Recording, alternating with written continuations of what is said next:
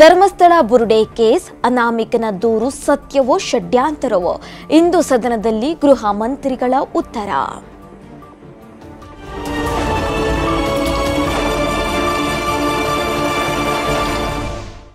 Hebbal ವಿಸ್ತರಿತ flyover ಇಂದು ಉದ್ಘಾಟನೆ. 700 metre ಉದ್ದದ ಮೇಲ್ಸೇತುವೆ ಸಂಚಾರಕ್ಕೆ ಮುಕ್ತ.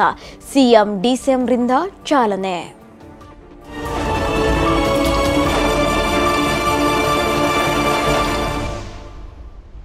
ಮತಗಳ್ಳತನ ಆರೋಪ 7 ದಿನಗಳಲ್ಲಿ ಅಫಿಡವಿಟ್ ಸಲ್ಲಿಸಿ ಇಲ್ಲವೇ ದೇಶದ ಕ್ಷಮೆ ಕೇಳಿ.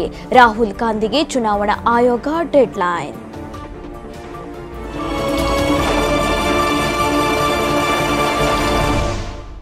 ಉಪರಾಷ್ಟ್ರಪತಿ ಅಭ್ಯರ್ಥಿ ಹೆಸರು ಘೋಷಣೆ ಮಾಡಿದ ಎನ್ಡಿಎ. ಸಿಪಿ ರಾಧಾಕೃಷ್ಣನ್ ಅಭ್ಯರ್ಥಿಯಾಗಿ ಘೋಷಣೆ. ಯಾರಾಗ್ತಾರೆ ಇಂಡಿಯಾ ಕೂಟದ ಸ್ಪರ್ಧಿ? ರಷ್ಯಾ ಉಕ್ರೇನ್ ಯುದ್ಧ ನಿಲ್ಲಿಸಲು ಮುಂದಾದ ಟ್ರಂಪ್ಗೆ ಯುರೋಪಿಯನ್ ಒಕ್ಕೂಟ ಬೆಂಬಲ. ಇಂದು ಟ್ರಂಪ್ ಮತ್ತು ಜೆಲೆನ್ಸ್ಕಿ ಮಹತ್ವದ ಸಭೆ. ರಷ್ಯಾದ ಮೇಲೆ ಇನ್ನಷ್ಟು ನಿರ್ಬಂಧ ಹೇರುವ ಎಚ್ಚರಿಕೆ.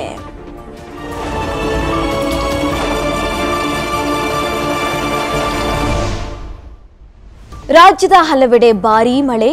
6 ಜಿಲ್ಲೆಯ ಶಾಲಾ ಕಾಲೇಜಿಗೆ ರಜೆ ಘೋಷಣೆ. ಕರಾವಳಿ ಭಾಗದಲ್ಲಿ ಮುಂದಿನ 5 ದಿನ ಭಾರೀ ಮಳೆ ಸಾಧ್ಯತೆ.